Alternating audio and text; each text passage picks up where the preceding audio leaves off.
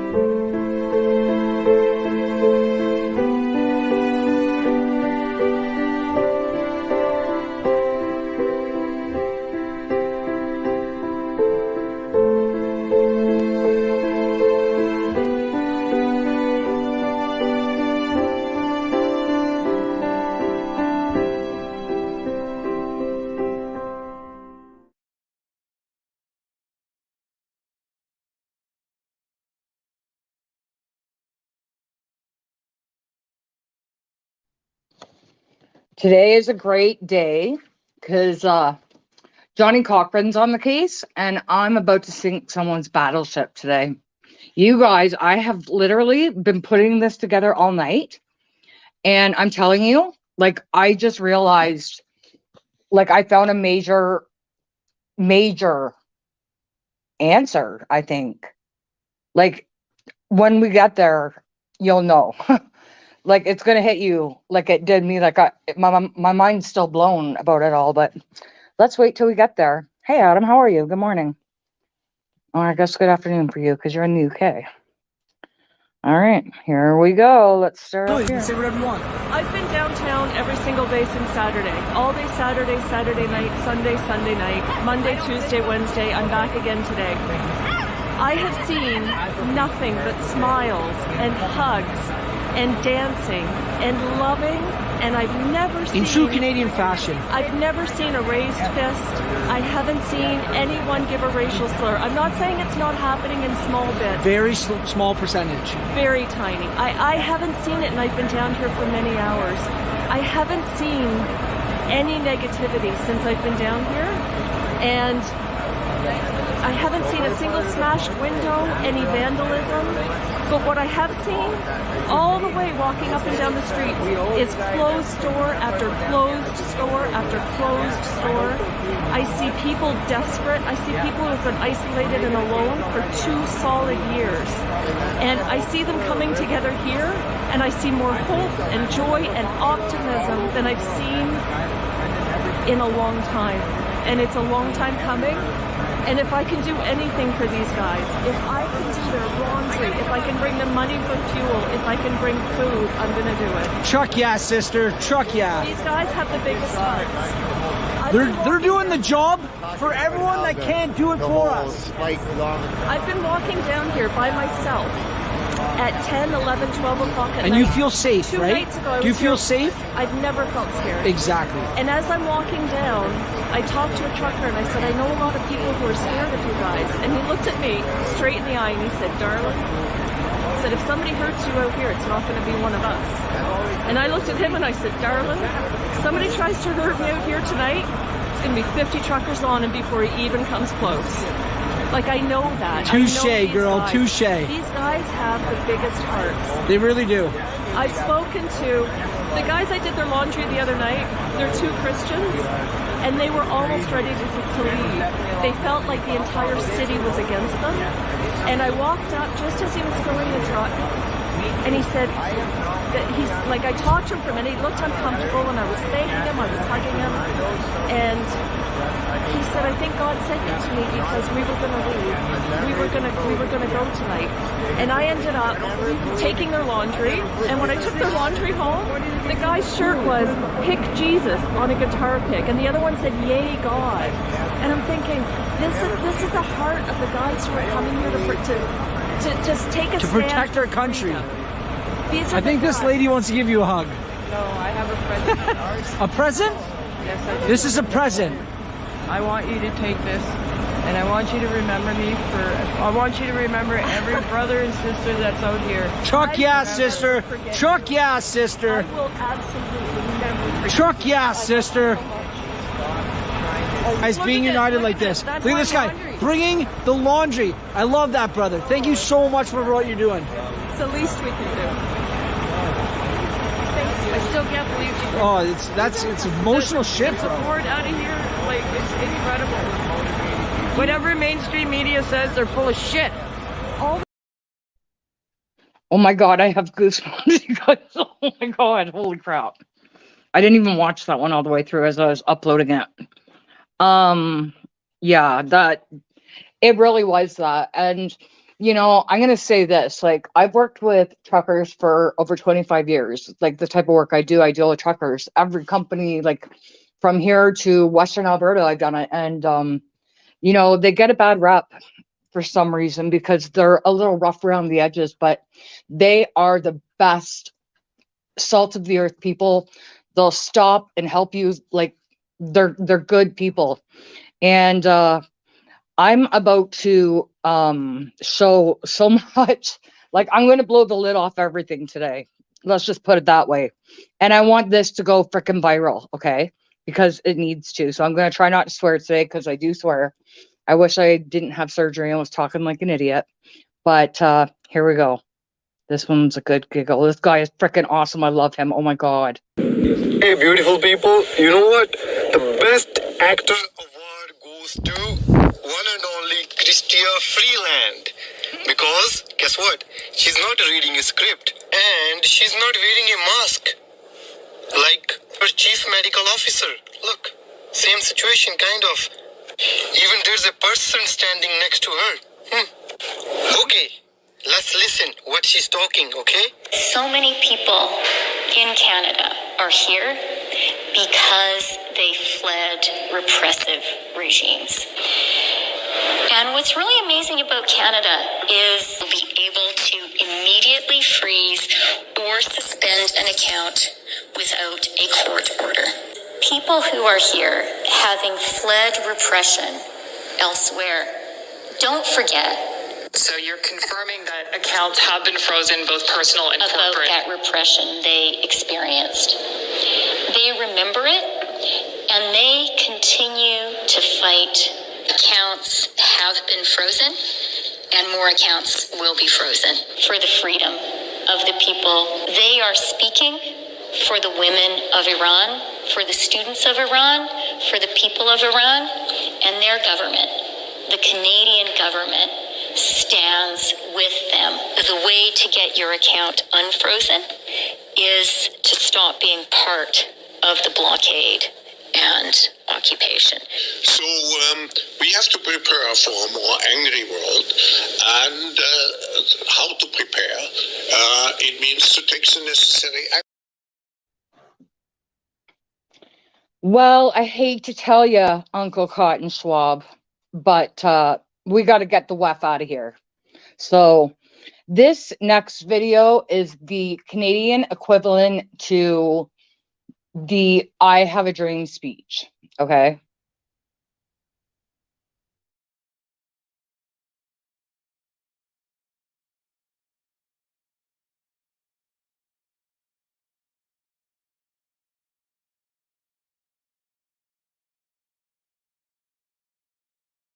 In 1981, we brought in the Charter of Rights and Freedoms, which wasn't passed by the Prime Minister. It was passed by 9 provinces and the Prime Minister. It's a national document that applies to everyone here today and everyone all over Canada.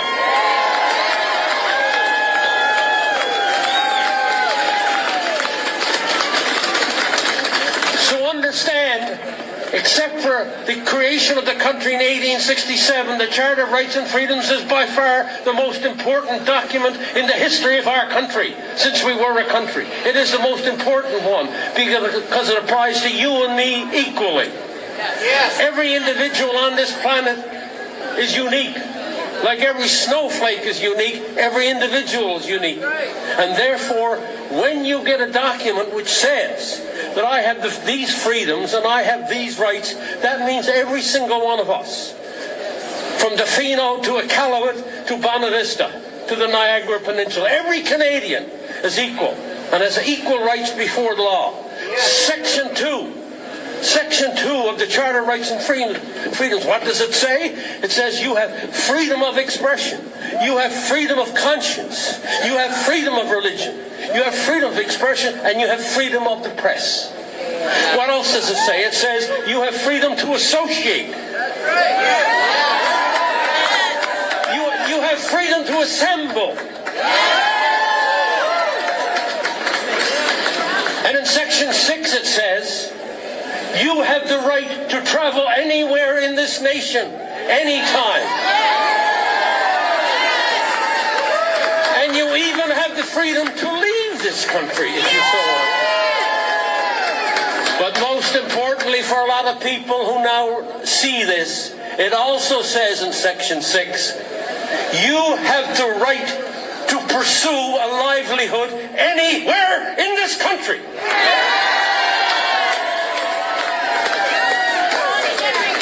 You have the right to pursue a livelihood anywhere in this country, and they are taking jobs away, inside the government and outside the government, and threatening others of their jobs.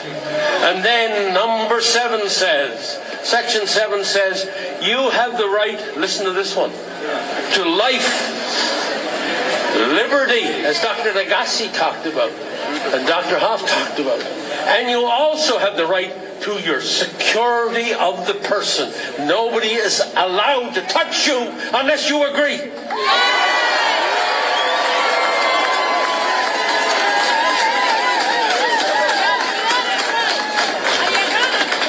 And then Section 15 says, to top it all off, we weren't satisfied with those three. We topped it off by saying every person in Canada is equal before the law. You're just as equal as Justin Trudeau. You're just as equal as John Horgan. You're just as equal as Adrian Dixon. By damn, you're really just as equal as Bonnie Henry.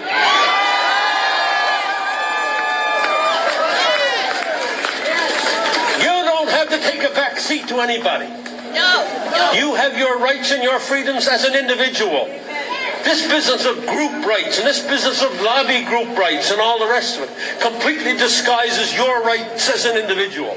And we got to be very careful going forward that we don't lose these rights to these groups, that they take over and dominate the government of British Columbia or the government of any province. You must remain steadfast that as an individual you come first. The groups come second that you form with. And that's very important for any democracy anywhere in the world. When the individual gets submerged by a group or something else, that's the beginning of the decline of our democracy. So those four sections of the Constitution and of the Charter of Rights are absolutely sacrosanct, okay? And then we've got people out there who are trying to say to me and to others, I don't know if they think we don't know the difference, that somehow Section 1 of the Constitution, I know it's cool, I know it's getting evening, but you got to listen to this. Somehow that Section 1 forgives the government. And that they can go ahead and override those other four sections I just mentioned. I got news for them. There are four tests that have to be met. Well, first of all, that Section 1 doesn't even apply to our circumstance. Because when we wrote that section, the whole idea was this, that the only way you could override these sacrosanct rights and freedoms of individuals, which, if there was a dire situation in the country, like war or insurrection, a virus from which 99% recover, is no war and no insurrection.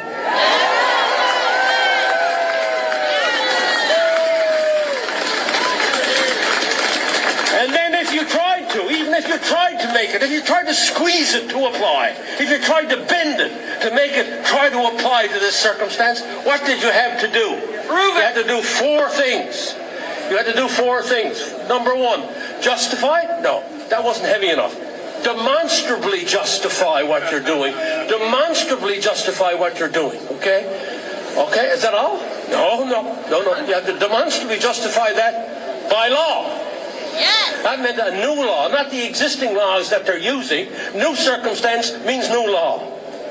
Where's the new law? They never went to the Parliament. They never went to the provincial assemblies to get a new law. They tried to use the existing law. They skirted around the Charter of Rights and Freedoms by law.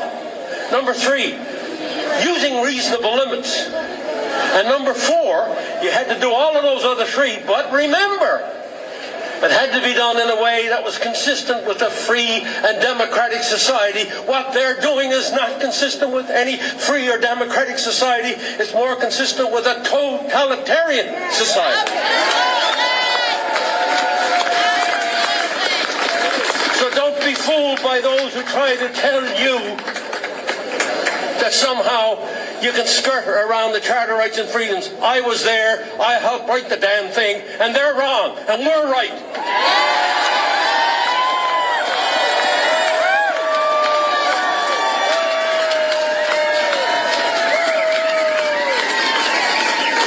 We didn't wait from 1867 to 1981 to now 2021 to see all of our rights suddenly wiped out for callous and powerful reasons by those who forget from whence they came.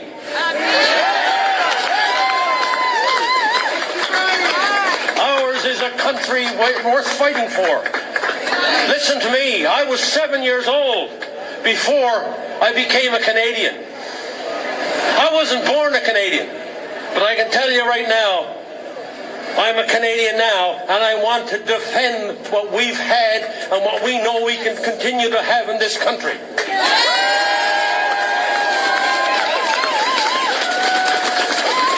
And you and me are not going to take a back seat to all those who are trying to somehow excuse what happened. We're not going to take a back seat to these people. We're going to stand beside them or above them and tell them that we want a prosperous, secure and free Canada for the future, for our children and from our grandchildren, and you have no right to try to steal that away from us.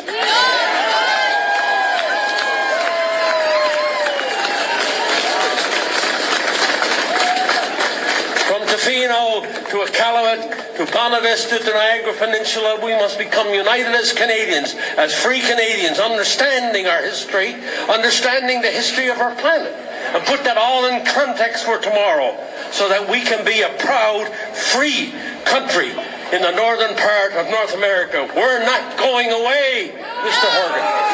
We're not going away, Mr. Trudeau. We're going to stand and be counted, and to make sure that we restore the Charter rights and freedoms which everybody fought so hard to get. Stay around. Thank you for coming. I love that guy, you guys. I want him to be my grandpa. Like, I just love him. So this is going to be like the worst history lesson, because some of these videos just sunk their battleship. What did he do wrong? None of your fucking concern, man. What do you need? Give me your license. I don't care about that. Where are you going? Hey, where are you going? You don't have to answer that. Okay, you got your license in the truck? You don't have to answer his question, sir. You don't have to answer his question, sir. What? He does have to. No, he doesn't. You want comments? Film me from the sidewalk. Fuck off! You want comments? Film me from the sidewalk. Yeah, you see what he Driver's did? yes, I know. He swung at me. You're abusing Driver's old license. men. You swung at me. That you're Driver's not a If Canadian. I swung at you, it's on film, so you're fine. Driver's Because I license. tooted the horn. Yeah. He come and hit me. Yeah, it's called That communism. is why you're pulled It's over. called communism. Driver's license. It's communism. You don't have to show anything. You didn't do anything wrong. I know I have. You have the right of freedom of choice. You have the right to beep your horn or whatever. Why are you doing this? Because it's an offense. Of It's what? an offense to beep your noise. No, it is not an offense It since is. when? Tell me it's not. I have it written down that it is. It's actually an So offense. you're right? standing with your lying government? Your lying cop? Driver's license. He's right. Broken. Do you know that your superior is a liar and he went on the media lying to the Canadian people? Now you're Call two in the police, this? Have me fired. Have me What's fired. your name and badge number? 2192 Jones. Jones. There. You have everything you need to have me fired. Yeah, for look at abusing what my they're doing to authority. an old man. Okay. That's a citizen of Canada. He tooted the horn. He pissed off. That's right. That's So exactly is what everybody you who lives here. I can be a Doesn't really- matter. What about them? This is the What about capital of I can Canada. have Drop your your license. mandates. Stand down. I don't have You're not doing your job. You're representing hate.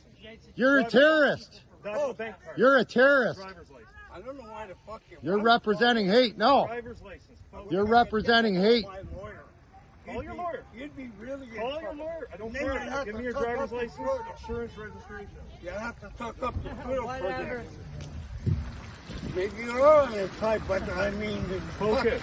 because I tooted the horn at that guy because he's got flack. That's You right. told me all He's that. a supporter for Canadian freedom. You shouldn't have even opposed Who cares? You shouldn't have They opposed shouldn't him. live in the capital of Canada. Then they better leave, because until the mandates are ended, this is not going to stop. What's on your license? Stop harassing old men. You don't have to show them anything. It's against the law. You just Fuck you, I'm not gonna. for what? Hey, Under arrest. what are you doing? Failing to ID. Well, Hey, hey, that's assault. I've got it all on video. You failed to ID. Yeah, he failed to ID. Get back. Hey, hey, Get back. Get back. We're back. We're filming. We're doing our part. Get back. It's all on video. No, don't say anything. Don't say anything. You know what a goof is? You know what a goof you're a is? fucking goof. Hey, Ritz, stand down. Stand down. Stand down. Ritz, no, it's peaceful. What am No, I let doing? them Fucking do. attack me, you fucking goof. Fucking don't engage. fucking not doing shit. Touch me, punk ass. This is going right to the media. YouTube. What's your name and badge number? What's your name and badge number? What's your name and badge number? What's your name and badge number? Yeah, you're a soldier. Look, they're hurting an old man, a Canadian citizen. It's communism. This is communism. He's scared. Communist. You stand with the communist fucking government. Call your police chief. He'll back you up. Call the police. Call your police chief. Arrested an old man. Shame on you. Shame on you. Shame on you. Yeah, I know he beat the horn. What the fuck do they represent? Oh boy, here we go.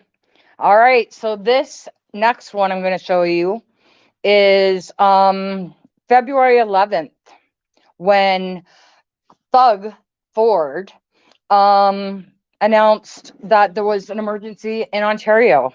So watch how this ages well.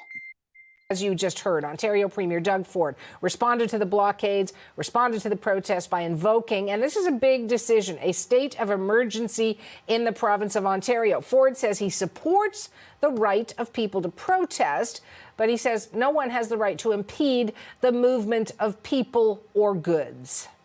To those who have chosen to take a city of 1 million people hostage for the past 2 weeks, to those who've attempted to disrupt our way of life by targeting our lifeline for food, fuel, and goods across our borders, to those trying to force a political agenda through disruption, intimidation, and chaos.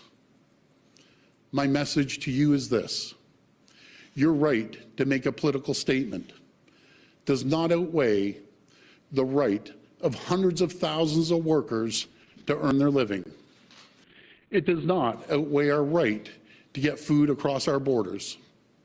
Your right to make a political statement does not outweigh the rights of 1 million people in Ottawa to live peacefully, free of harassment and chaos in their own homes. So Ontario Premier Doug Ford, CBC's Megan Fitzpatrick is in Toronto. Megan, you listened to that entire Q&A he had with reporters afterwards.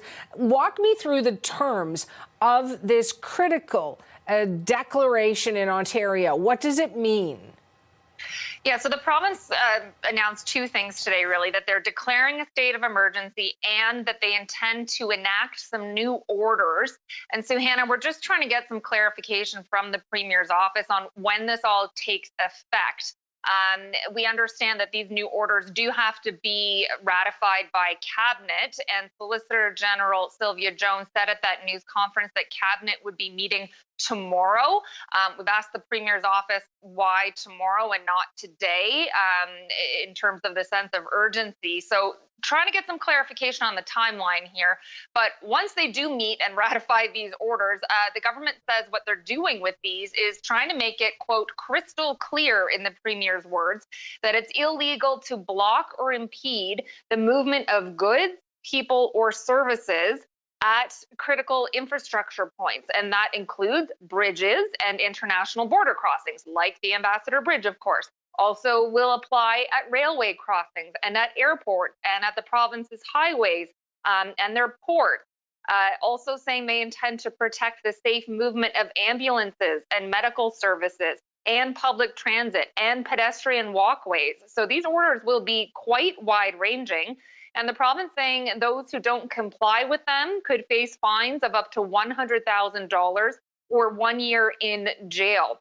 They also say they are going to provide additional authority to, I think they mean the Ministry of Transportation, to consider revoking personal and commercial driver's licenses should people not comply with these new orders. The Premier saying that all of this, that these measures are additional tools to stop what he calls an illegal occupation of the city of Ottawa. He said it was under siege, and the illegal blockade of the Ambassador Bridge.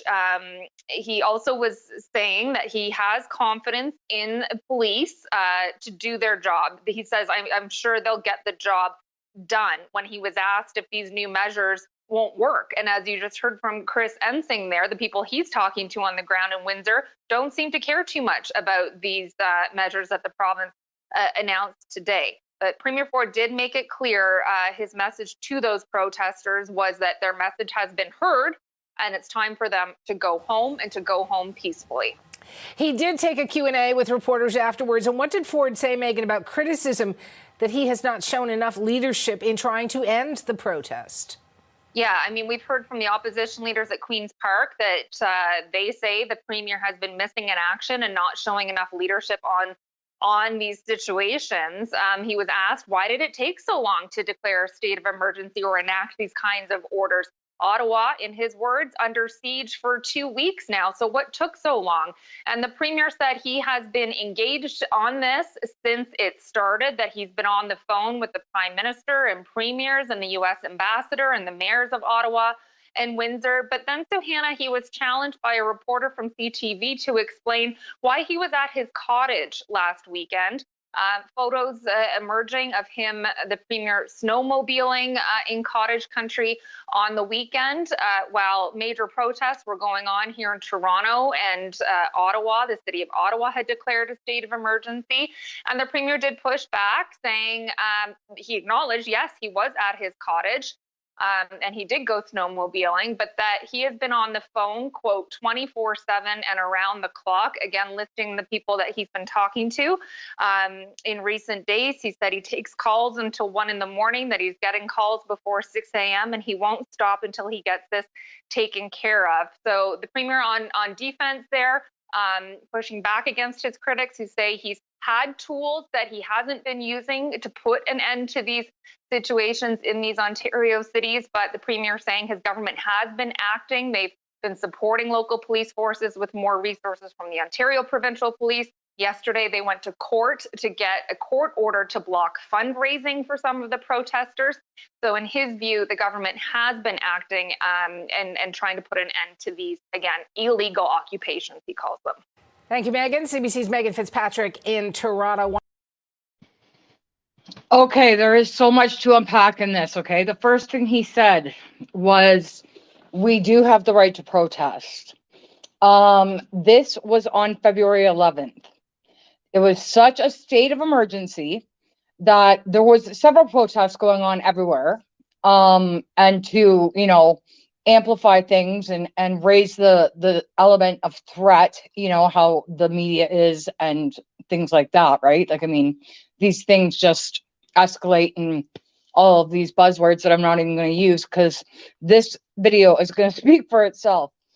So this was on February 11th. Now there's going to be a couple things I'm going to show you in between, but I want you to remember the date, February 11th, okay? He also said that there was blockades at some ports of entry, and all of those were negotiated without the use of the Emergencies Act. There was a protest in Manitoba, which somebody hit 4 pedestrians, and they managed to resolve that without the Emergencies Act. And our fearless leaders were out on their snowmobile, and the other one was in the witness protection program on Vancouver Island at his cottage in Tofino. So just remember the date, February 11th, okay? Hello, my name is Detective Staff Sergeant Mike Jackson of the Investigative Service Division, Peterborough Police. In the early morning hours of Sunday, February 13th, 2022, a truck carrying more than 2,000 firearms was stolen from a trucking yard in Peterborough. At approximately 7:30 a.m. on February 13th, the Peterborough Police are made aware of the theft and attended the business located on Park Hill Road East. We have received numerous questions concerning the type of firearms stolen and can say that through investigation it has been determined that all the firearms stolen were of a small caliber with the clips attached. We can also confirm that no ammunition for the firearms was within the trailer. However, that said, the Peterborough Police Service understands the heightened sense in the community and beyond surrounding this theft. So far, the investigation is leaning toward an isolated crime of opportunity rather than a targeted incident. It is believed that the suspects entered several other commercial yards in the city before this one, and that they had attempted to take different trucks and trailers before leaving with the truck and trailer units sought in this incident.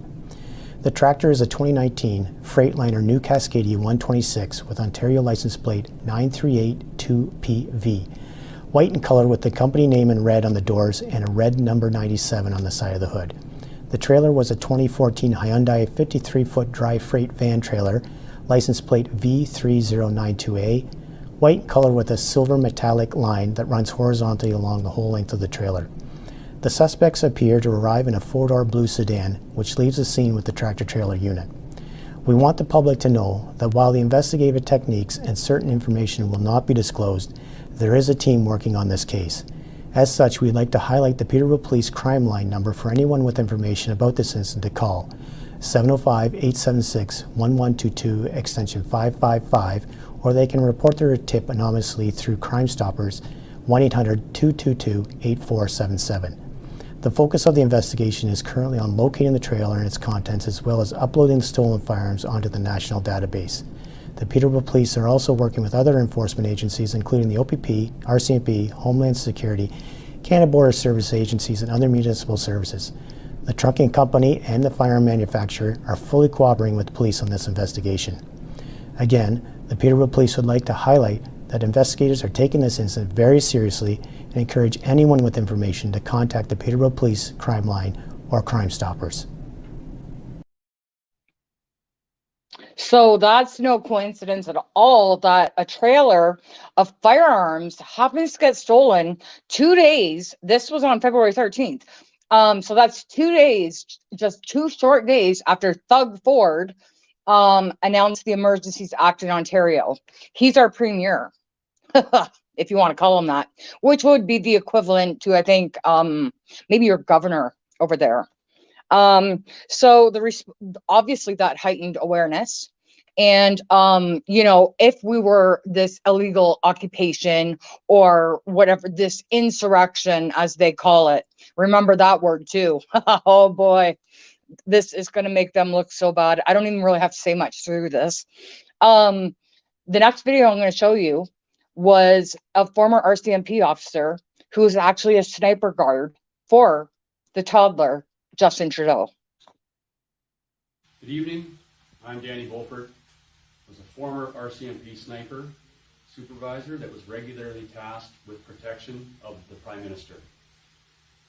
Today, on February 14th, we received information from multiple believed reliable sources that firearms may be planted in Ottawa, specifically around the Freedom Convoy, to discredit the protest and to use as a pretext to forcibly remove peaceful protesters. Due to the nature of this information, we felt it prudent to notify the public in the interest of their safety. This private intelligence correlates with the approximately 2,000 firearms stolen in Peterborough, Ontario on Sunday morning, February the 13th. Our sources have notified us that these weapons may be planted by nefarious elements, and at this point, we have no further knowledge about who is behind this act of sabotage. As soon as we received this information, we notified the appropriate authorities with whom we are collaborating, including the Ottawa Police Service, the Ontario Provincial Police, the Royal Canadian Mounted Police, and the Parliamentary Protective Service. We implore any of our demonstrators, if any activity is suspicious, please call 911 immediately. Many of us have left our homes to come here to demonstrate peacefully. We are all pleading with the police. Do not act indiscriminately. We are calling on all scrupulous journalists. Please turn your investigative talents to this matter.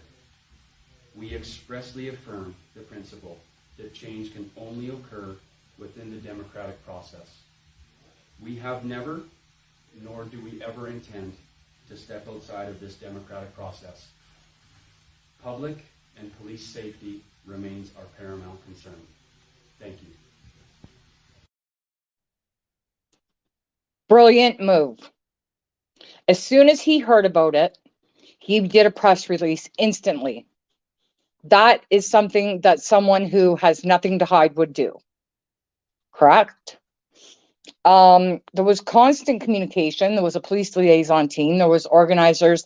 There was all kinds of things going on. And I'm going to show you bit by bit exactly what happened during these few days and why things escalated to the way they did and why we're now paying the price with food shortages and gas prices and interruption of food supply. Remember all those keywords that Thug Ford used on February 11th? Okay. Well, the next one I'm going to show you is friggin' Mental Marco. He's the what is he? He's the minister for the RCMP. This guy, oh my God, he's hooked on phonics. Ontario Premier Doug Ford just announced a state of emergency in order to increase enforcement. Is Ottawa planning on doing something similar? Well, right since the beginning of this convoy, we have been taking decisive action by providing law enforcement all of the tools, the assets, the personnel that they need to uphold the law. I was pleased yesterday to confirm that the RCMP have sent their third additional supplemental deployment to assist the Ottawa Police Service in disengaging the convoy. We've also sent concrete reinforcements to Coutts, Alberta, and will continue to be there. But our number one priority is to ensure that we end the illegal blockades, that we ensure that we uphold the law, and that we ensure that we get trade and travel going again. What exactly has the Manitoba government asked of you for the Emerson crossing? Well, first and foremost, I look forward to speaking with my counterpart later today in Manitoba, and he and his office have been in touch with my officials. I'm also pleased to see that there has been some negotiation to allow livestock trade continue to go through Emerson despite the blockade, so that has minimized the impact economically there.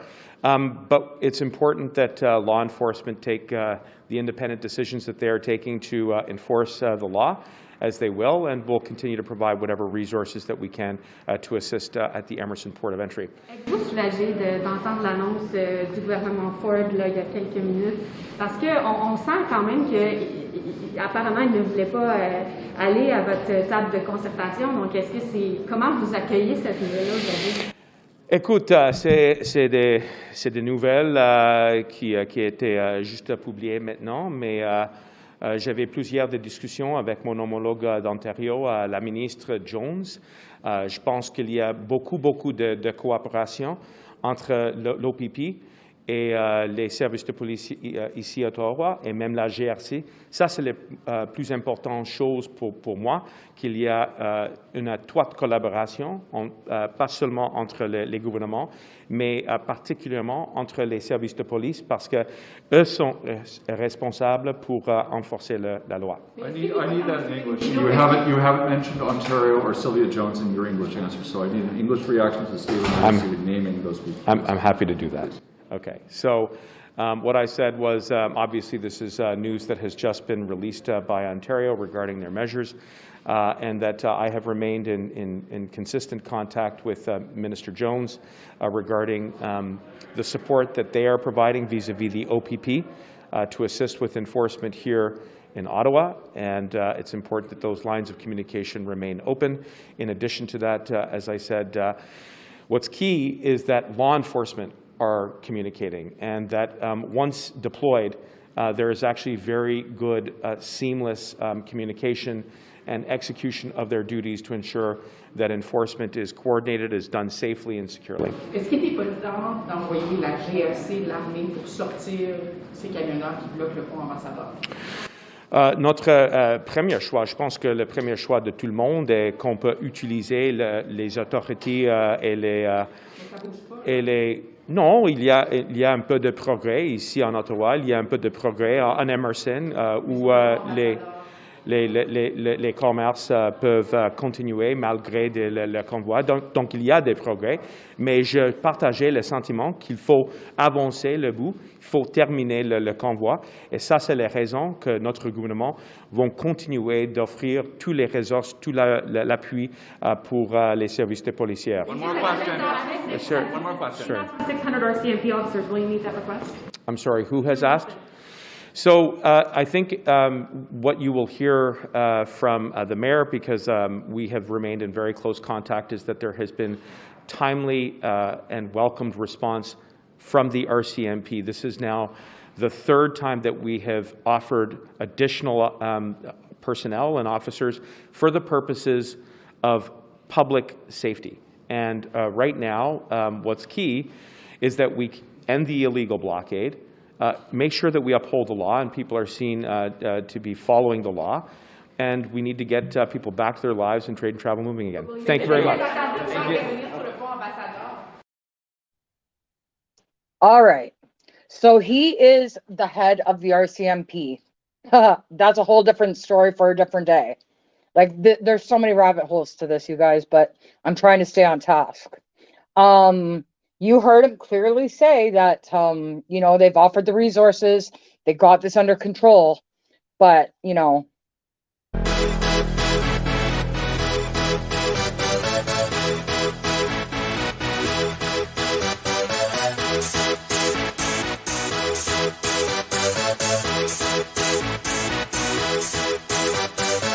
Y'all ready for this?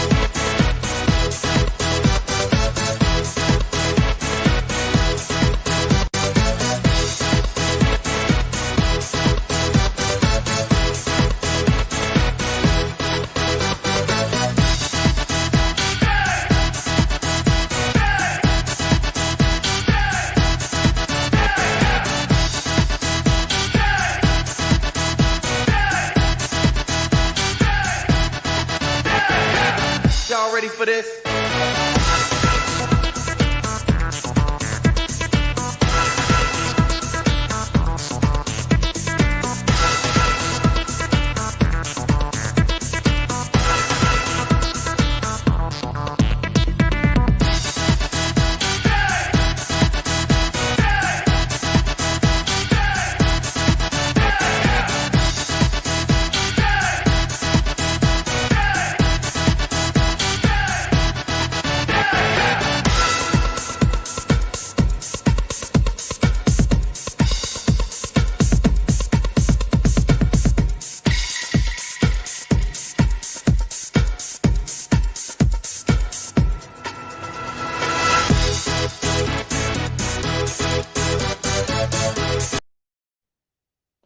All right.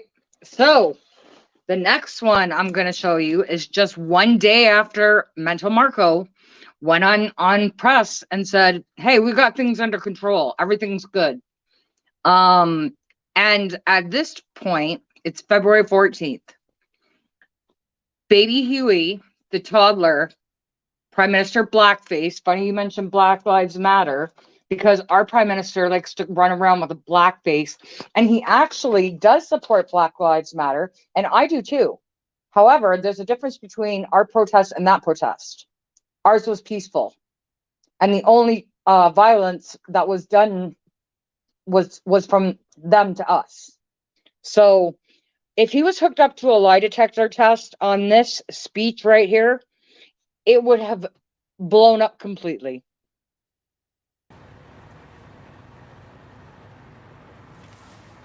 On Monday, as we entered the third week of illegal blockades and occupations, the federal government invoked the Emergencies Act.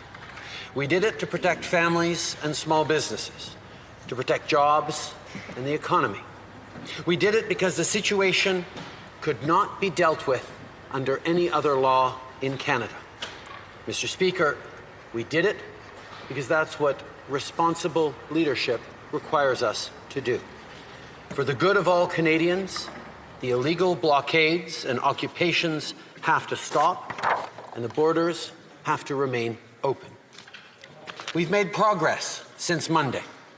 On Tuesday, the border was reopened in southern Alberta after the Coutts blockade was dismantled. The RCMP arrested a small group of people within the larger blockade and seized firearms, ammunition, and body armor. It is believed that this group was willing to use force against police officers. On Wednesday, the blockade in Emerson, Manitoba, had been cleared without arrests or charges. Traffic and trade at this border crossing have now resumed. In Windsor, Mayor Dilkins said law enforcement was able to successfully intercept a new convoy suspected of heading to the Ambassador Bridge. And here in Ottawa, law enforcement now has more tools and resources in order to give the people of this city their jobs, neighborhoods, and freedoms back. À Windsor, à Coutts et à Emerson, les barrages illégaux ont été In élevés. Windsor, Coutts, and Emerson, we had illegal actions and border crossings resumed. I would like to thank the police for their work. This includes members of the RCMP who worked on site. For the good of the economy, families, and workers, it is now time for these dangerous illegal activities to stop. That includes those here in Ottawa. Mr. Speaker, invoking the Emergencies Act is not something that we take lightly. This is never the first option, neither the second or third. It is a last resort. When I consulted with the provincial and territorial premiers on Monday, I was very clear. By blocking supply chains, the illegal barricades are considerably harming our economy and all Canadians. Consistent with the requirements of the Emergencies Act, that the views of the premiers of all provinces and territories be carefully considered, and that is what we did. And the consultation and collaboration with the premiers will continue until the situation is resolved. Like I said on Monday, the scope of the Emergencies Act is time-limited and targeted, as well as reasonable and proportionate. It strengthens and supports law enforcement agencies so they have more tools to restore order and protect critical infrastructure. These illegal blockades are being heavily supported by individuals in the United States and from elsewhere around the world. We see that roughly half of the funding that is flowing to the barricaders here is coming from the United States. The goal of all measures, including financial measures in the Emergencies Act, is to deal with the current threat only and to get the situation fully under control. Mr. Speaker, I want to reassure Canadians that when the Emergencies Act is invoked, the Canadian Charter of Rights and Freedoms continues to protect their individual rights. We're not using the Emergencies Act to call in the military. We're not limiting people's freedom of expression. We're not limiting freedom of peaceful assembly. We're not preventing people from exercising their right to protest legally. We are, in fact, reinforcing the principles, values, and institutions that keep all Canadians free. The blockades and occupations are illegal. They're a threat to our economy and relationship with trading partners. They're a threat to supply chains and the availability of essential goods like food and medicine. And they're a threat to public safety. La loi sur les mesures The d'urgence Emergencies Act will be time-limited and targeted to address threats from illegal occupations and blockades only. The measures are reasonable and proportional. And I want to make it clear for Canadians, Mr. Speaker, when the Emergencies Act is invoked, the Canadian Charter of Rights and Freedoms continues to protect individual rights. We do not use the Emergencies Act to deploy the military. We do not suspend fundamental rights. We don't restrict freedom of expression or the right to peaceful protest. What we want is to keep Canadians safe, protect workers' jobs, and restore confidence in our institutions. Mr. Speaker, we understand that everyone is tired of this pandemic. We understand that Canadians are frustrated with COVID. Some protesters came to Ottawa to express their frustration and fatigue with public health measures, and that's their right. Like I said, it's a right that we'll defend in this free and democratic country. But illegal blockades and occupations are not peaceful protests. They have to stop. We are all looking forward to the end of the pandemic. Public health measures are constantly being reevaluated, and we will continue to modify them based on science and the situation, and we will continue to encourage vaccination. This week, based on advice from public health experts, Health Minister Duclos announced that we'll soon start easing border measures for travelers. Our government, the health minister. If I can interrupt the Prime Minister for a second, we need to make sure we're not using proper names in here. So we want to stick to the writing names. The Right Honourable Prime Minister. This week, based on advice from public health experts, the Health Minister announced that we'll soon start easing border measures for travellers. Our government will continue to follow the best scientific advice to keep Canadians safe and support healthcare workers. People are making sacrifices and have been for 2 years. It's never time to hurt our communities or our fellow Canadians with illegal blockades, but especially not now that we're reopening and beginning to get back to the things we love. That's why, Mr. Speaker, it is so important for us to be having this debate today and in the days to come, and for Parliament to play its role in this process. Today, I ask all members of this House to take action against illegal blockades that are harmful to Canadians. I ask all members of this House to stand up for families and workers, to stand up for jobs and our economy, and to stand up for the freedom of Canadians and for public safety. Merci, Mr. President. Thank you, Mr. Speaker. Questions? Okay. I'm trying really hard to remain calm right now because there's so much to unpack in that. Now, he declared the state of emergency federally on February 14th, okay? By this date, all of what he calls the illegal blockades had already been cleared, okay? Facts. There was emergency lanes open. All of the other places at the Ambassador Bridge, the one in Manitoba that he said that there was no arrest, there was just 4 people hit by a counter-protester. They went in their car and hit 4 protesters. So, but they managed to resolve the issue without having to invoke the Emergencies Act. He talked about small business. Those were the ones that got hit the hardest over the course of the 2 years. Most of these people don't even have their businesses anymore. He said that it gave them superpower. That's really what you let people talk long enough to tell you who they are. He talks about freedoms. We hadn't had freedoms in 2.5 years.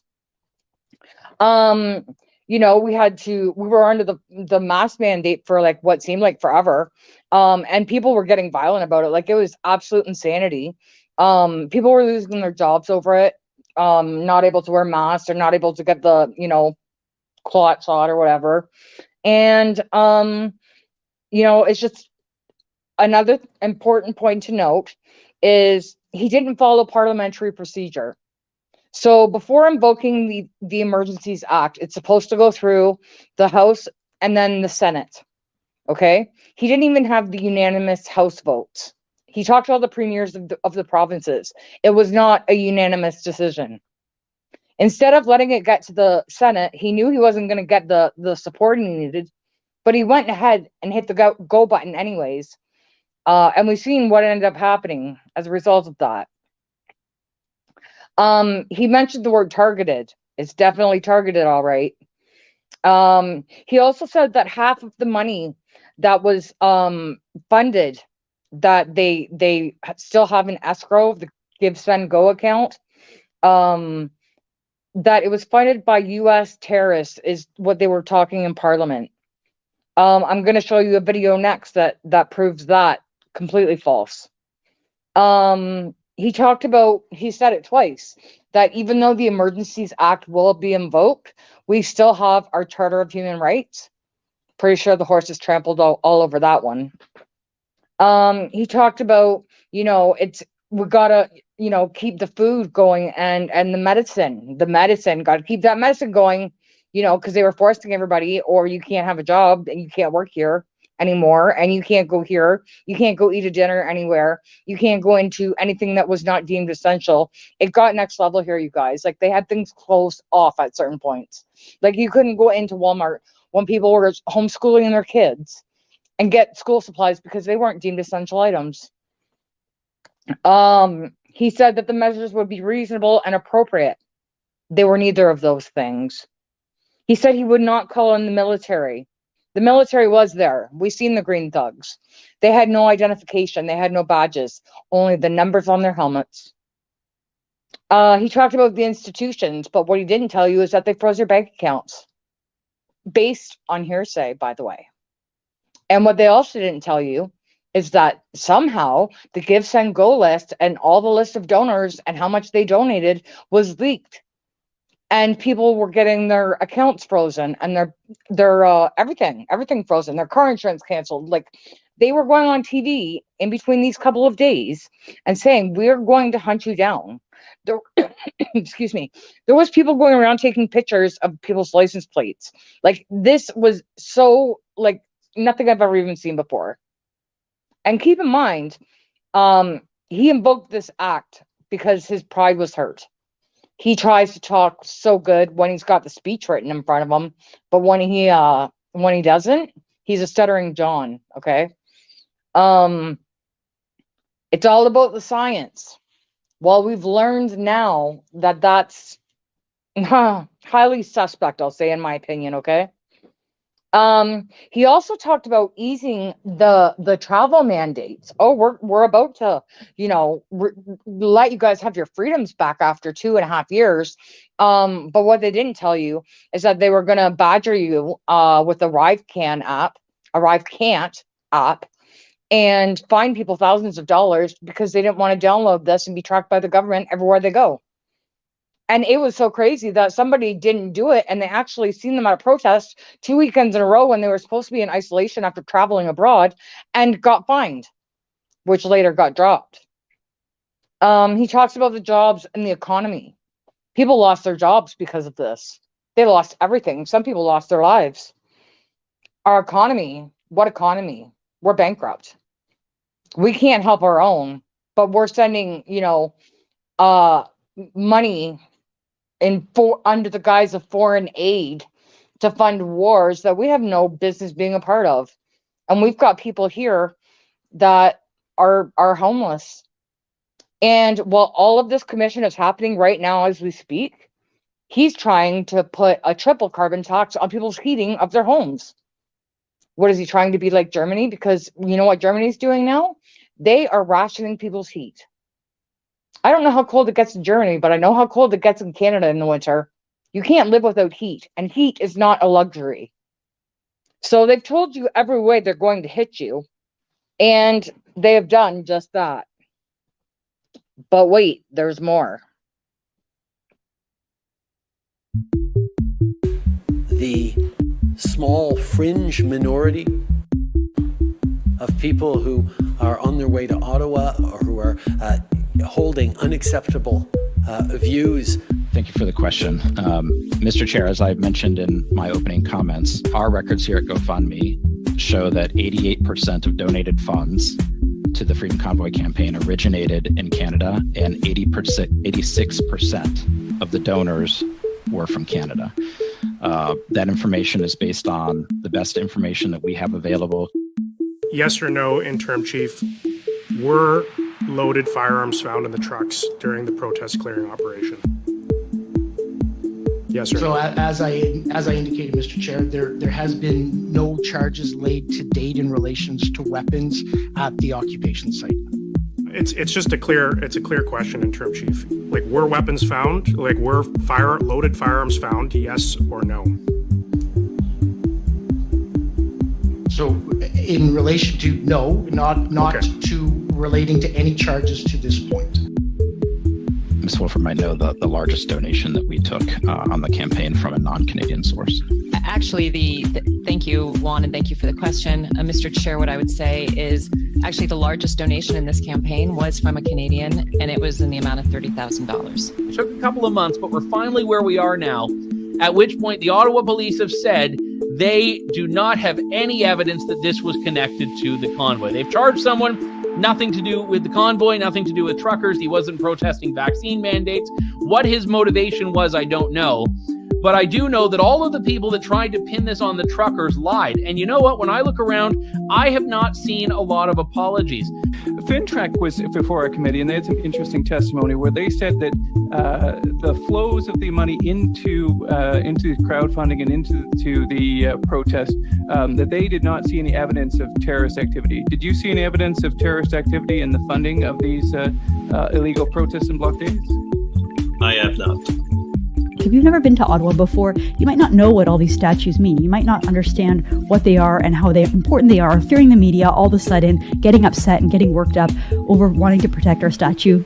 Give me a break. Give me a break. We all know exactly where you stand, where you were over the last 2 years when we've seen countless statues getting torn down in this country. As a law enforcement agency with primacy for national security, did you ask the government or representatives for the invocation of the Emergencies Act? No, there was never a question of requesting the Emergency Act. There was a question. Sorry, I don't mean to interrupt, but I'm sorry. So you never asked for it. Do you know of any other police leadership that asked specifically the government for the invocation? No, we actually reached out to various police agencies when there was talk about some of the authorities within that they were proposing, and of course we were consulted. So we were involved in conversations with our partners and with the political ministries.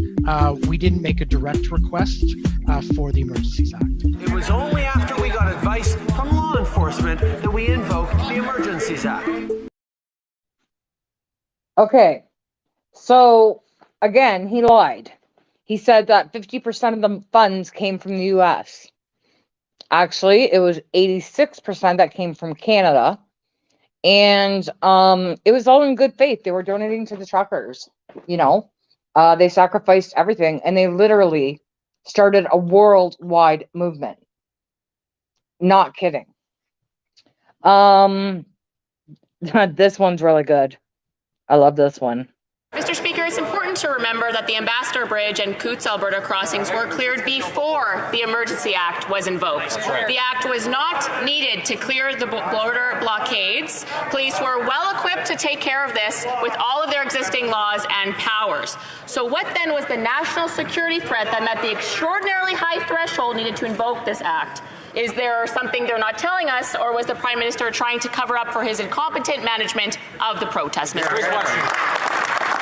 The Right Honourable Prime Minister. When illegal blockades hurt workers and endangered public safety, police were clear that they needed tools not held by any federal, provincial, or territorial law. It was only after we got advice from law enforcement that we invoked the Emergencies Act. The Canadian Policing Association, Canadian and Ontario Associations of Chiefs of Police all agreed this is how the legislation should be used for emergencies. We've now announced the independent inquiry to examine the circumstances that led to the declaration and the measures taken in response. I know we all look forward to Justice Rouleau's work. Honourable Member for Kildonan and St. Paul. Mr. Speaker, the protest organizers are being held accountable in courts as we speak, but this inquiry is to ensure the government is being held accountable. That's right. Invoking an act with the power to override charter rights is dangerous, so the purpose of the inquiry is to tell the public whether the threshold needed to invoke the act was in fact met. But the Liberal government has not made a convincing argument, meaning the threshold remains in serious doubt. So either they're hiding something or they're covering up for incompetence. Will the Prime Minister waive cabinet confidence and let Canadians know the true story? Yeah, the Right Honourable Prime Minister. When we invoke the Emergencies Act in a restrained and limited way, we also committed to the full transparency that goes with the invocation of these hours, whether it's a parliamentary committee that has been examining the issue or whether it is a full public inquiry that will be transparent and have the power to understand the circumstances and the use of the Emergencies Act. That is the kind of thing that everyone should look forward to. Unfortunately, Conservatives are made uneasy by the fact that they were standing against hardworking Canadians by standing with people who are illegally blockading our economy.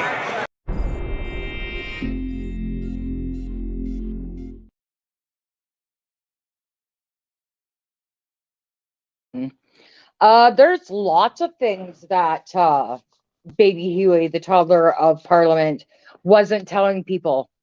There was actually an insurrection going on in Ottawa at the time, but the problem wasn't amongst the people, you guys. It was amongst the cops. And I'm about to prove it.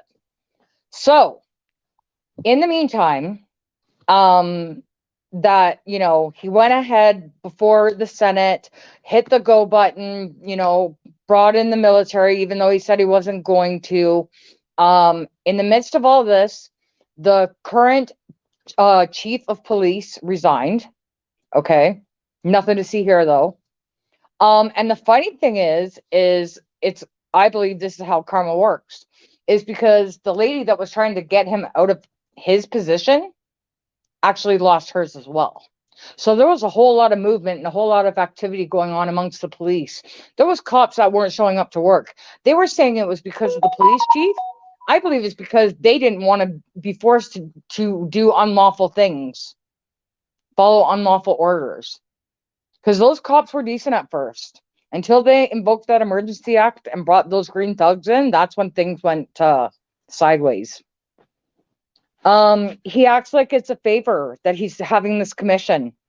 That's something that Canadians have to look forward to. Oh, really? Because they're redacting everything. They show some documents with a lot of information blacked out. They allow hearsay. Like I watch it all day on this one dude's chat war campaign, and I'm in there and I'm like, objection, you know what I mean? Like, oh my God, like how can they allow this? So literally last week, this has been proven that the insurrection was happening, and I'm gonna prove it. So let's start here.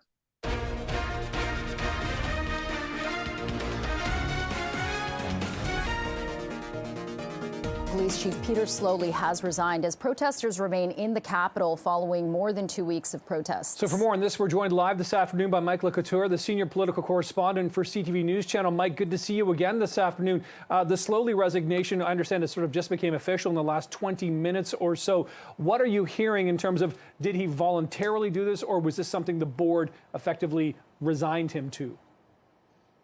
Yeah, unclear at this point where he decided to go out on this plank, so to speak, if the swords were out and forced him to walk it, or whether or not he walked it on his own volition. But what is clear is that he is out. We are expected to hear the official word at 2:30 today.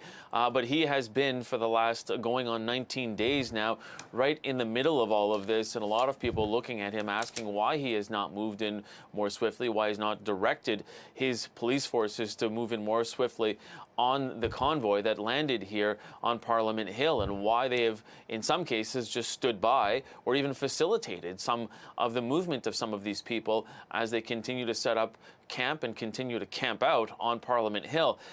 He has been with the Ottawa Police Service since 2019. He was the former Deputy Police Chief of Toronto. His contract was expected to expire in 2024. Obviously, he's stepping away from that now, and it's unclear clear exactly the reasons behind it, but I think seeing the mounting pressure going on day 19 here now and still not having any resolution on Parliament Hill, and potentially the fact that the Emergencies Act was invoked by the Prime Minister. But also remember, there has been a bit of a war of words between the Prime Minister and the Ottawa Police Chief, slowly saying, hey, look, I want to do more here, but I just don't have the manpower. I am outnumbered. Our people are outnumbered by the protesters. We need more resources from the province and the federal government. And Prime Minister Justin Trudeau is saying that the city has what they need and that they should move in, and that this is a policing issue. So potentially that is why he's decided to step away at this point. It's interesting, Mike, because this is all falling on a similar timeline for when this Emergencies Act is being invoked by the Prime Minister. They say that they're not calling in the military, but presumably, does this mean more RCMP officers are going to be deployed? What other help are the Ottawa Police going to get as a result of this Emergencies Act being invoked? Yeah, what's triggered here is the fact that the RCMP can now enforce a lot of provincial and municipal bylaws. So ostensibly, you would think that they could now go around and help with the enforcement on Parliament Hill, because people need to understand it is a multi-layered jurisdiction here on Parliament Hill in the downtown core. The street just in front of Parliament Hill is Ottawa Police jurisdiction. On Parliament Hill, so once you cross through that gate, is RCMP and Parliamentary Protective Services. So there is sort of a real mixture here, and that was really sort of borne out during the shooting on Parliament Hill in 2014, when there was a lack of communication by all of those three different departments and detachments, and they tried to work to move around that and have more of a cooperative feel to it and more overlapping, so to speak. But you can see what is happening with this convoy and these occupiers, as Premier Ford has called them, is that it seems like the Ottawa Police are just sort of sitting there and waiting for this to happen, while other police forces have been called in to help in managing it, because at this point it is a management issue as opposed to trying to get them out. But that could change now with the Emergencies Act. And Mike, on that, you talk about being in front of or what's happening in front of Parliament Hill. We understood yesterday that Mayor Watson had reached a deal with some of the people that have sort of taken over that area there to move some of their trucks out of the residential neighborhoods nearby and move them sort of to Wellington Street in front of Parliament Hill. What is the latest on that situation? Yeah, we're still seeing a more sort of dense parking format on Parliament Hill. So to your point, yesterday we did have video of some of these trucks being escorted up by police out of the residential areas, the more residential areas, and then sort of really jammed in on Wellington Street so that they're parked tire to tire almost, and more of them are on Wellington Street. Again, as you mentioned, part of that so-called deal that Mayor Watson had struck with one of the co-organizers of this convoy, although it was unclear whether or not there was a deal struck, because on Twitter and on Facebook there were completely different messages, and I think that just speaks to who's in charge here. Either way, a couple of the trucks, or at least a few of them, have moved out of those residential neighborhoods, and it's something that residents have been calling for and are likely very happy about. But I think at the end of the day, everybody just wants them gone, not displaced. Okay, Mike Lecoutre, senior political correspondent for CTV News Channel. We appreciate your time and update. Thanks, Mike.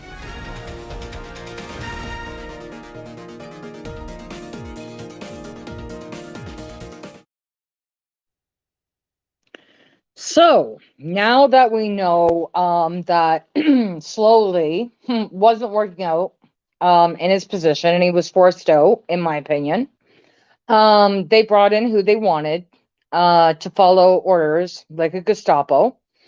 And now we're going to hear a leaked call that just came out in last week's commission, proving what I just said about basically there's so many people and powers that be that were losing their jobs and being moved around, and the mayor's out now, and it's just it's a mess. Everything's a mess there. Like, I don't even know what's going on down there. I don't understand Ottawa at all. Like, oh my God, it's evil. Good evening. We begin tonight with another extraordinary day at the inquiry into the use of the Emergencies Act. Key testimony today from Councillor Diane Deans about those critical days as the chief of police resigned and she was being pushed out as chair of the Police Services Board. Today's testimony includes a recording of a tense phone call between Deans and Watson just as she's about to be pushed out by him. Deans also testified Chief Slowly mentioned cutting him a check if people wanted him out, with Deans also saying Slowly misjudged the resolve of convoy protesters. CTV's Katie Griffin has been following this for us again today. Katie? Well, Graham, so much has been made about how this was able to happen, and we've heard consistently, including today, that Slowly believed the trucks would be gone by the end of the weekend. A document released today shows that days before the convoy arrived, OPP warned that protesters intended to stay indefinitely. All this as a surprise recording between Diane Deans and the mayor provides new insight into the chaos. At the height of the occupation, Diane Deans knew she was being ousted as police board chair and wanted the mayor to admit it. I think I've worked really hard for the last 20 days. I think it would be a courtesy to at least let me know what's coming at me. Yeah, I'm going to talk to some councillors today, as I try to before every meeting, and see what their plans are, and if I get any sense of what's going on, I'll try to give you a heads up. Would you support a vote of non-confidence in me? Haven't decided that yet. That recording between Deans and Jim Watson played at the Emergencies Act inquiry, which also heard the moment Deans told the mayor she was hiring an interim police chief. I'm going to sign a contract with a new chief today, and I believe he will start on Monday. This is obviously a surprise. That's why I thought you might want to know. Yeah. Well, what happens to Steve? Well, Steve will be the deputy chief. I mean, the way I see it is that this is probably going to save Steve's opportunity to become the next chief. I guess the problem I have with this is there's been no process. There's no transparency. All of this coming after former police chief Peter Slowly resigned. I had made some comment along the lines of, Chief Slowly, you know, there's a lot of people in the city that want your head. And he sort of surprised me with the reply that he made. His reply was, well, cut me a check and I'll be out of here. Deans testifying about growing frustration and feeling left in the dark about a plan to get trucks out of the core. I'd also like to have been able to greater satisfy ourselves that there was a plan. Well, you were assured there was a plan, and you were given details about that plan, I suggest to you, daily by Chief Slowly. What days are we talking about? We were seeing more details of a plan as we went on, but for a lot of those 20 days, I did not feel that I was getting detailed information about a plan.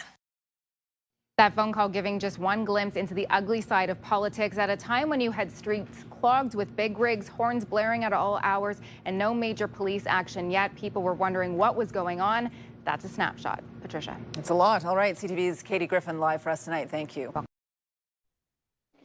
See, you know what's great about this now is that enough time has passed and enough information has come out that we were able to piece this together. So what was going on is political bullshit behind the scenes. You know, they were putting us in lockdown. The baby Huey, told their PM, Justin Trudeau, and Thug Ford, they were both busy at their cottages. One was snowmobiling and the other one was surfing. You know, someone said the knives were out. Well, the knives were out, the swords were out, the horses were out, the LRAB machine was out. Now the bus is out. Slowly, the former police chief was a scapegoat. She was trying to get him out, and she wanted to get another guy in there. Well, what she didn't know is that the mayor wanted her out, and he did. And he put in the guy that he wanted for the job, named Steve Bell. This guy's got like a methadone twitch or something. I'm not sure what's going on with him, but a body language expert is needed in this guy. I'm telling you. So the chair of the police board, she wanted another chief of police, interim chief of police. He didn't want that, so he fired her. He brought in Steve Bell to do the job of the thugs. And guess what? When everything is all said and done, Bell didn't even get the chief of police job. I swear to God, you guys, you can't even make this up. Like, it's so good, okay? I'm going to prove it. Don't take my word for it, though. Now, remember I said when I showed you the last video of Doug Ford on February 11th? This is just 4 short days later. He was very strict in saying, like, you know, you're going to be fined $100,000 and spend a year in jail for defying these orders. But watch how he turns. Oh, how the tides turn. A definite change in tone from Premier Doug Ford when it comes to COVID today. He appears to be trying to bring alienated voters into the fold as he moves the province out of public health measures. Remember, there is an election just over 3 months away. Let's unite this country. I've never seen this country and this province so divided. You know, it has affected friendships, it's affected co-workers, it's affected families. The Premier's message to protesters was one of understanding mixed with tough talk. Anyone who wants to protest, go, God bless them. But as soon as you hold up the border, a critical trade border in this province, and you're putting the 4,600 people's jobs at risk here, and hundreds of thousands of other plants are threatening to close down and leave, it's game over. Ford says he supports Prime Minister Trudeau's invoking the Emergency Act with a caveat. Any special powers need to be extremely targeted, only used for as long as necessary to resolve the situation, and not 1 minute longer. The Premier also pointed out to Ottawa protesters that the end of proof of vaccination and mandates is near. Ontario is easing restrictions further this Thursday, with restaurants and bars moving to full capacity, and proof of vaccination to enter will no longer be required by March 1st. I just asked the protesters, guys, we're moving out of this. Why? Ford also acknowledged he never liked the passport system, but went along with it. It doesn't matter if you have 1 shot or 10 shots, you can catch COVID. See, the Prime Minister has triple shots, and I know hundreds of people with 3 shots that caught COVID. It's true vaccines are less effective when it comes to preventing Omicron spread. What the Premier didn't say, though, is they reduce the chance of people ending up in the hospital, nor did he encourage people to get their shots. And for the first time, Ford showed empathy for those who don't want to be vaccinated. There's the rebel rousers, and then there's just hardworking people that just don't believe in it. And that's their choice. This is about, again, a democracy and freedoms and liberties. And I hate, as a government, telling anyone what to do. Make no mistake, the June election is on the Premier's mind. His announcement in Hamilton that pledged $500 million for clean steel for electric cars was a campaign-style stop. He even joked with his MPP, Donna Skelly, that maybe they can win more seats in the area. Hopefully next election, Donna, we're going to have a couple extra people here to support you down at Queen's Park. But his overwhelming message to all is, it's time to get over COVID. Everyone's done with this. Like, we are done with it. Let's start moving on. During the last federal election, more than 5% of people, or roughly 5% of people, voted for the PPC across the country. Doug Ford is clearly hoping his support doesn't splinter off, especially in tighter ridings. In Ontario, the Conservatives haven't had to worry very much about split votes, unlike the Liberals and NDP, who often fight in the same sandbox. Sandbox is right. You know, extremely targeted and not 1 minute longer than needed. They don't want to give up those special powers. And they still don't. And isn't it funny how just 4 days prior to that, he was dead set against it. He was a rogue guy, you know, like, we're not going to have this in our city, in our, you know, in our world or whatever. And, you know, I'm the hero. I wear the cape. I got this invisibility shield on. And oh my God, when you know it, it's not because of the protests, it's not because of the truckers, but we're dropping the mandates by March 1st. It was February like 15th, I think, around this point here we're talking right now. It gets better, but wait, there's more. Oh my God, you can't even make this up. Like, I swear to God, the parliamentary proceedings just really need to look at this live and call it a day. Like, we don't need to waste the next 6 weeks. Okay, just saying. Kevin Gallagher, CTV National News. My question is actually for Premier Ford. There's an inquiry going on right now today about the use of the Emergencies Act by the federal government. Many of the witnesses who have testified, residents, businesses, have said that they were felt abandoned by the police, the city, the province, and the federal government. So I'm wondering why you're not one of the people who's testifying at this inquiry, but also if you can think back to February, do you think that the federal government was justified in using the Emergencies Act to lift the occupation of downtown Ottawa? Well, we have some of the top officials with the OPP testifying, and yes, I stood shoulder to shoulder with the Prime Minister. These folks were, camping out, everything from whirlpools, disrupting downtown, disrupting the lives of the people of Ottawa. We've worked collaboratively with the mayor and the Prime Minister over at the borders. They were holding up $1 billion of trade every single day getting across our borders. We were getting phone calls from governors. It's unacceptable. Myself and I know the Prime Minister believe in free speech. And if you want to protest, protest. If you want to come down to Queen's Park and do cartwheels, but if you disrupt the lives of the people of Ottawa every single day, disrupt the lives, the economic flow across our borders, I have zero tolerance for it. We felt abandoned, all right, because we were abandoned. Well, we were told to stay on lockdown. These bozos who were standing shoulder to shoulder, which they weren't even. He was standing behind him, nodding like a frickin' puppet. He's like, oh yeah, we were standing shoulder to shoulder. So guess what they didn't tell you? Okay. So what happened? Oh man, I'm gonna lose my train of thought. Oh yeah. So what happened was the reason why they were asking him about the inquiry is there's a constitutional what is it? Canadian Constitution. I don't know. CCF, Canadian Constitutional Freedoms or something. They subpoenaed him. And I can't remember the Attorney General or some general who works with him in making this decision. They subpoenaed him to go testify at this inquiry that's happening right now in Ottawa, which is where everyone in the world's focus is right now. Okay. Believe me. And so he was served, he was summoned, but listen to this.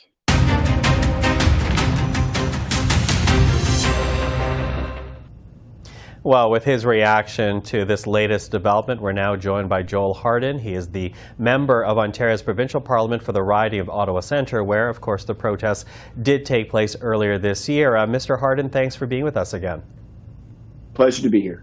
Listen, I want to begin with your reaction to what we've now heard from both Mr. Ford and Ms. Jones, their decision to fight the summons. Well, the people of Ontario have every right to be asking, what does the Premier and the former Solicitor General have to hide? I asked the same question, Michael, myself, in the legislature in question period a number of months ago, and evidently the Premier and the Solicitor General do not feel it's worth their time to stand before this commission and reveal to the Commissioner what they knew. Did the Premier know how serious this convoy was? Did they know its leadership was infiltrated by people who sought the overthrow of Canada? It sounds ridiculous to say, but that's in fact true. What we've learned in this inquiry is that the OPP knew very well how serious the leadership of this movement was. I want to know, as does a lot of folks, what did the Premier and the Solicitor General know, and why did they refuse to participate in some of the interjurisdictional tables the Prime Minister was pulling together? In fact, the words that I remember hearing read out from evidence is that the Premier didn't believe those meetings, Michael, were worth his time. Why is that? Well, the big question as to the why as well. But, Ontario is making other representations to the Commission. Will those representations not get to the point that you're hoping to hear? Look, the people that Ontario is putting up to testify at the Commission are high-ranking public sector advisors to the Premier and Solicitor General. That's fine. But really, the buck stops with decision makers. The buck stops with us. And the Premier said baldly that he had not been asked by the Commission.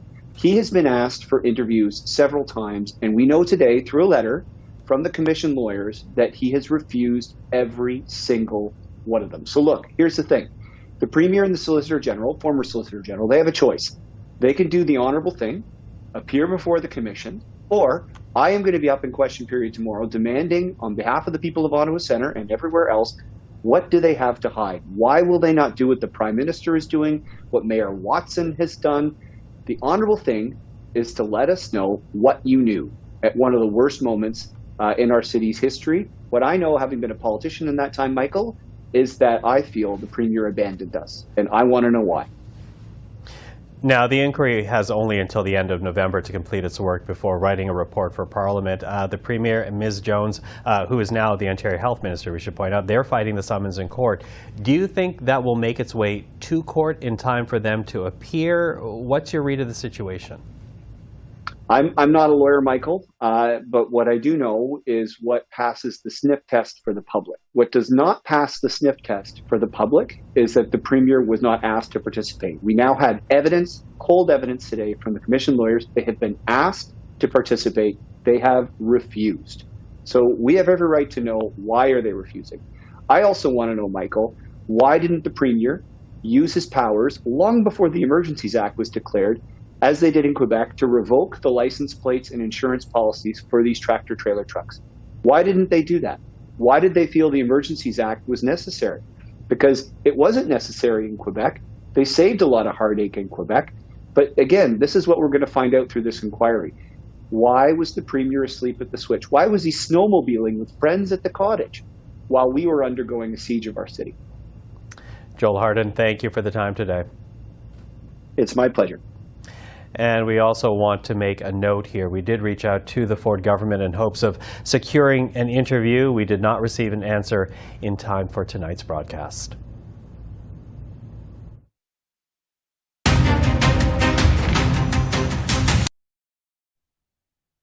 Okay, well, Johnny Cochran here has some objections to make, okay? First of all, I don't even remember Jeff Healy's name there. He couldn't open his eyes during the whole freaking interview. Like, I don't know what's going on with these people. He made the very exact wording claim of overthrow the government. Well, Mr. Jeff Healy, who can't open his eyes while he speaks on a camera, do tell why nobody was charged with sedition, because that is the act of overthrowing a government.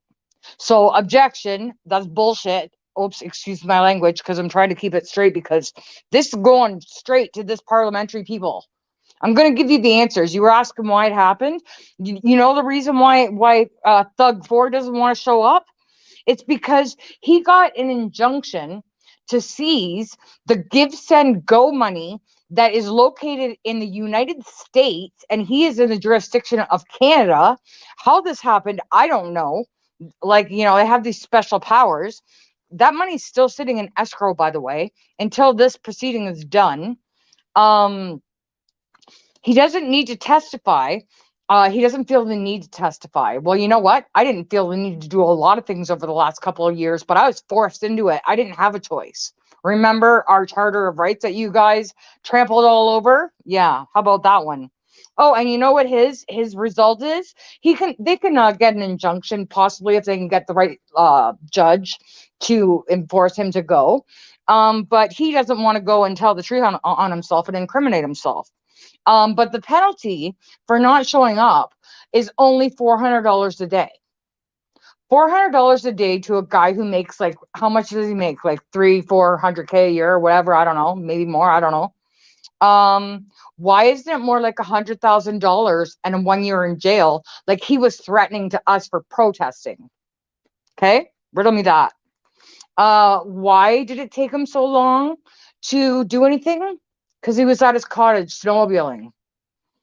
And you said it wasn't necessary in Quebec. You guys, Quebec had it worse than we did, okay? They were on a friggin' curfew. And, like, they're thugs. You've seen their green thugs. That was, I believe, SQ. I'm told, possibly, don't know. But they had it worse than we did. And we certainly didn't need it here in Ontario. We just had people that didn't want to talk to us. They say that they're for the people. They're not for the people. They're for the WEF, and they need to get the WEF out of here. So I'm almost done proving my case. There's just a couple more things I want to show, and I think it's really important because this is what they were doing to the small businesses that they tried so hard to support, okay? Remember I said the iconic cafe? Watch what happened to these guys. You can actually see what's about to happen here.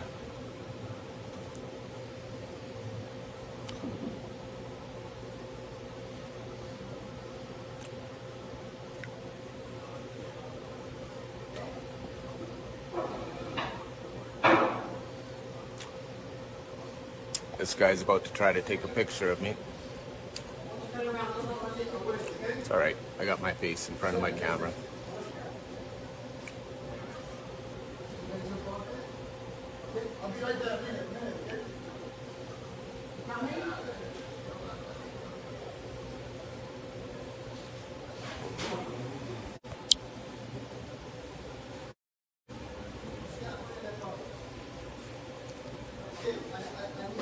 So now they're surrounding the building, taking pictures of lawful people.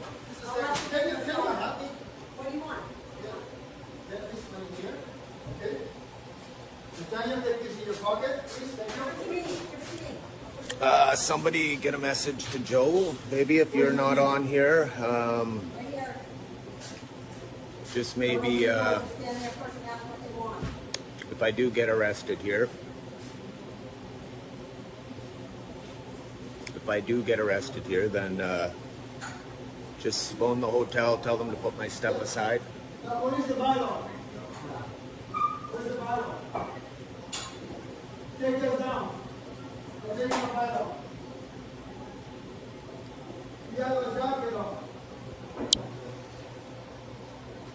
What's his name? What's his name? What's your name? Ahmed Khalil. Ahmed Khalil. Why? Ahmed Khalil. There's no sound. There's no picture. Look at this. They're here for an inspection. That's all they're trying to get at. No. I'm over in the door. Yeah. There is an inspection on Saturday or Sunday. No. There's no inspection on the weekend. We know that. Want to close it?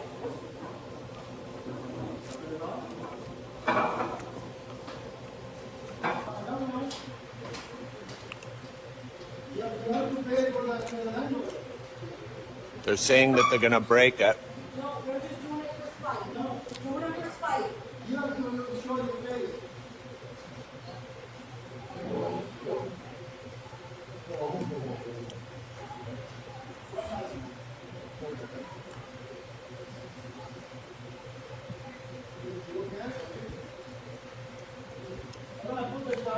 Okay, share this out, you guys. Get it out everywhere. Now, get it out. They're saying they're going to break the window. They already walked around back, you guys, so. I know they can't get in because they're breaking in and then they'll have to pay the things for the Here's your tax service. Here's your taxes at play, everyone.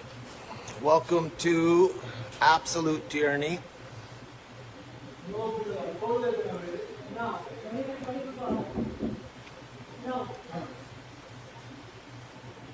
They're doing it for spite.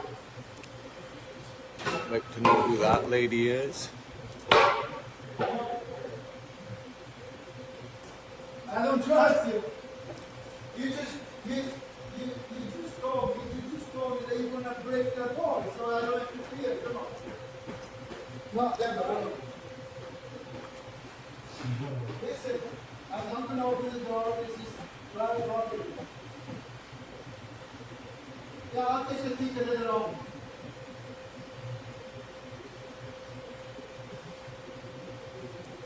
Tell him you can't hear because he's wearing a mask.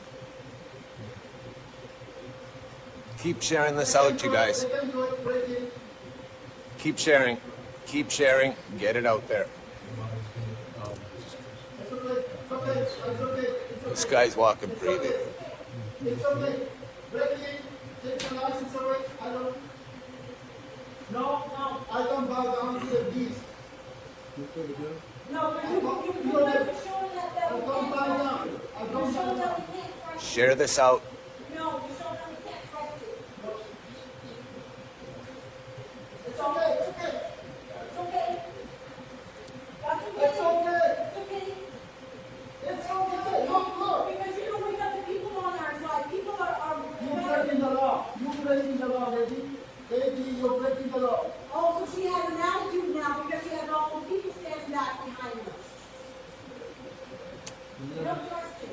Justin, sorry. You can go. I know you're not talking. Yeah, right here.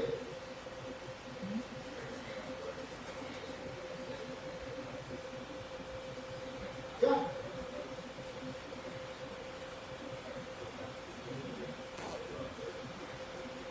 You can take it away, I don't care.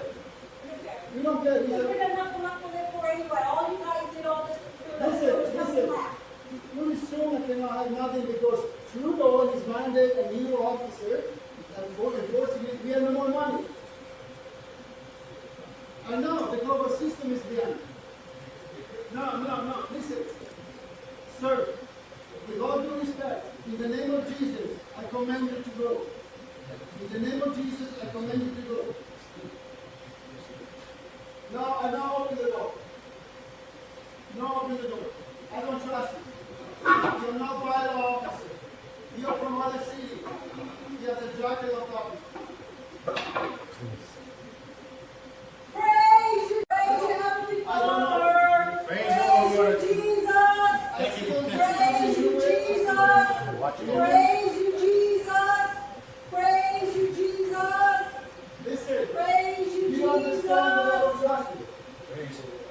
Praise you, and then You you understand praise that I don't Heavenly trust Father you. in the name of Jesus. Hey, the rights and the Constitution you're breaking.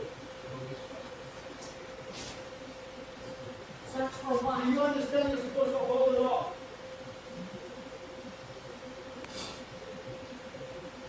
Do you understand you're supposed to be a police officer? I don't have to answer you. No, I don't have to. No, I don't have to. You're not a violent officer. No, he has to take it down. He's not a violent officer. I'm sorry, I don't believe it. I don't trust you. I see what you guys doing. You're wearing a mask and not showing your name. You're disguising your face. I don't trust you. No, I'm not going to let you in because I don't trust you no matter what you do. She's the bylaw, so we don't need to can't trust her either. No, I don't trust her. They want to take away your license, fine, take it away. I can't wait to take away the Yeah, no, take it away. We don't care, we got nothing left anyway. They have to break the building if they know they can. Okay, then I'll put all the sandwiches in the fridge, please. And Rob, can you do that, please? Make sure that's it, okay? Before they do whatever.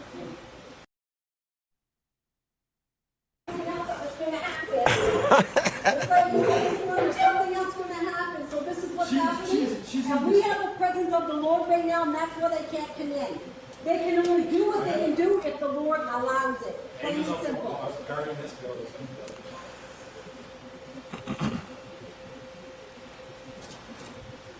Jeez! What is his problem? I don't want to say nothing.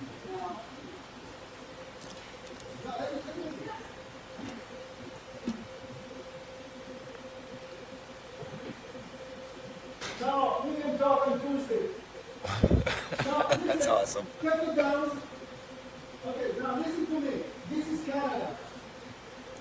Oh, you understand that? Free country. Well, let's see what he has to say. Let's see what he has to say.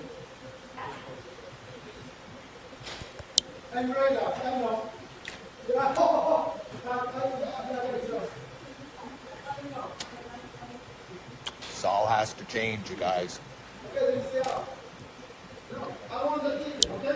Now the ticket. Give us the ticket. Give me the ticket. That's enough. Give us the ticket. That's enough. No!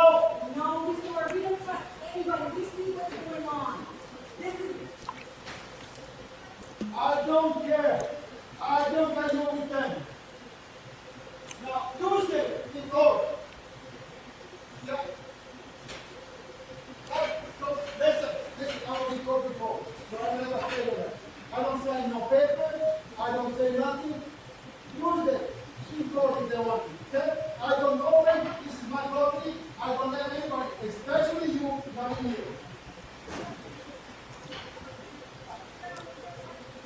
I don't care. I don't care. You know what I tell you? You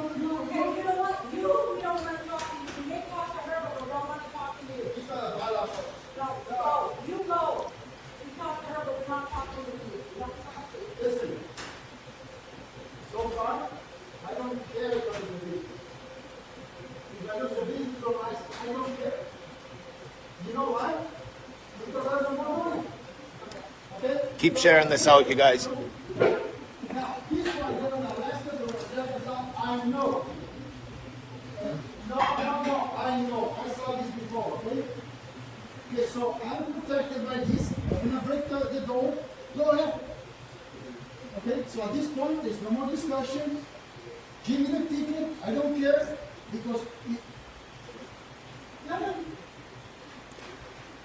did I refuse you to to come in here because I was afraid of what they're gonna do? Okay. well, now they will arrest me. I know you're saying nobody will arrest us, but we don't trust the police because we see what they've done. We have no more trust in the police anymore. They trampled a lady with a horse.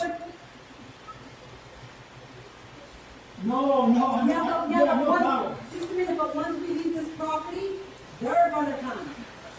So that's where your trust is right here, but once we leave this property, that's when they come, and we don't trust any of that. So if we have to stay in here overnight, no. We just have to stay till Tuesday. Don't worry. I know, but Tuesday, the riding will come in, the decision will be made at Parliament. Okay, we'll see you Tuesday. That's called stubbornness. Stand up for your rights. Don't let them take your rights. And it's all bullying. They were trying to bully. I'm sorry they didn't have to come to this way, but now you see what the police is up to. They're not even police. I don't know who they are. Yeah. I don't know, but they have the courage to show their face now at this point. Wow, interesting. We want this war. Whoa. Hey, whoa. Let's not celebrate yet. If they want to come in, they have to break the window. The building, I lease. The windows are not mine. Number one. Number two, they have no warrant. Number three, they want to inspect. Inspect what? That was an excuse. Because inspection is not happening during Wednesday, and what they call it, Saturday, Sunday, and a holiday. But they can do it during the business days. Now, they say I have a business license. Okay? All right. And they say they're going to take the business license away for life. Okay. What do we have to lose anyways? I have nothing to left after this. So I don't comply to it. I'm sorry, I can't. This is the tactic of bullying and scaring and whatever, but when you have the Lord Jesus in you, you're not afraid. You're looking straight in the eyes. And they're very upset because you don't comply. And the lady says, I don't care, I'll break down the window, I'll come in. Where is she now? And if she does it, she's breaking the law. She's right now. They're trying to find out whether or not they can actually break the window, which they're pretty lawless right now, so who knows. No, she's the supposedly bylaw officer, and he says he's a bylaw officer, but he's not. Yeah. He has a jacket on of the bylaw officer, but he's not a bylaw. All the police on the front line yesterday had all their tags covered. They didn't show their identification. Yeah. The tactical riot gear guys had nothing on their face covered, everything. We heard there's 200 prisoners released yesterday or 2 days ago. We're thinking that was them. So once you have the close sign on here, they cannot come across here now. Yeah. That's why I say I put close sign. It's closed now. It's closed today, guys, so don't come in for breakfast today, all right? I already sent us some customers. But you make sure you get here after this stuff's all done. It's after 11, breakfast is closed. Yeah. This is the iconic cafe downtown.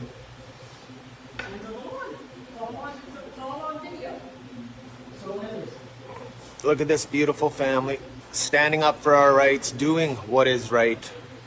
We thank you guys from the bottom of our hearts. We thank you. Well, we thank you that you got it on video. Wow. You got 3,300 people at least watching, getting ready to share this. So 33. it's a start. We'll get it out there.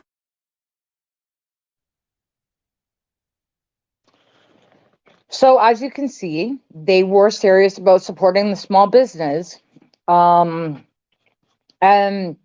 you know, the beautiful thing is that wonderful couple stood up for themselves, and they did lose their business and their business license, and they had to move and had a whole bunch of other difficulties. But as you could see, they lost everything, like most of us. And, you know, it's a sad state of way things are going. And the more and more these people talk during this commission that's been going on, like, we've been glued to these proceedings. Like, that's how I've been able to piece all this together. Like, I was literally up all night looking for everything that I needed to put the timeline together to show you, like, as clear can be, exactly what happened. And those people, I believe, were Polish. They came from behind the Iron Curtain. They have seen fascism, or however you say that word, fascist governments before. They've seen communism. They've seen war. They've seen it all. And they fled to Canada for a better life. And is it better? Because now we have a record high inflation, and they just keep going after us and after us. And it's they told you what they're doing. Like, they told you the gas, the food, the sustainability, the climate grift. I'm so sick of it. Like, if they think they're fooling anybody, they're not. We're on them. And, like, it's very, very close to a time where good people might have to do some not good things. But really, you need to decide what's best for you and your family, if you're going to take a stand or bend a knee. But I am like that couple you just seen in that restaurant fighting. They didn't want to be closed. The cops closed everything down. The truckers and everybody were giving them money like they hadn't seen in years. They were losing everything. And they lost it all anyways. But they lost it standing up for themselves. So that's it.